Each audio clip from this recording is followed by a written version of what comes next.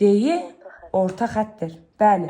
Uşaqlar, Hə, elə orta xətt. bəli, nə bilirik? Deyirik ki, orta xətt paralel olduğu tərəfin, yəni həmin oturacağın yarısına bərabərdir. Bura 5-dirmi? Düzdür? Aha, indi bura 5-dir uşaqlar. Paralel olan tərəfi deyirsiniz müəllimə. Bax, bu hissə. Düzdür? Mən elə bilmirəm ki, o A-dan E-yə qədər gedən deyirsiniz. Yox, indi oraya çatacağım. İndi bizə nə deyir? Deyir AY 13-dür. Uşaqlar, biz median xassəsinə görə nə bilirik? Bilirik ki, medianlar üçbucağın daxilində bir nöqtədə kəsişir və kəsişdikləri nöqtədə 2-nin 1-ə nisbətində bölünür. Doğrudur. Və AY 13-dür. Yazacağım 2x üstə gəl x bərabərdir 13-ə. Uşaqlar, 3x bərabərdir 13 olacaq. Və buradan x bərabərdir 13 bölünsün 3. Düzdürmü?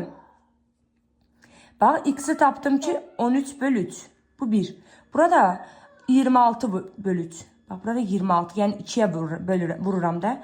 26 bölü 3. Sonra, bir də uşaqlar, bilirəm ki, bax, bu da 2-nin 1-ə nisbətində bölünür təpədən başlayaraq.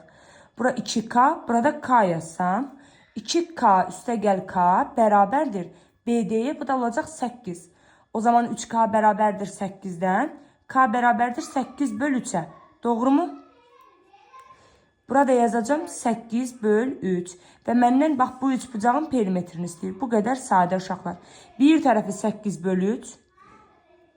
Digəri 13 böl 3. Digəri isə 5. Burada oldu uşaqlar. 3-sə 22 üstə gəl 5.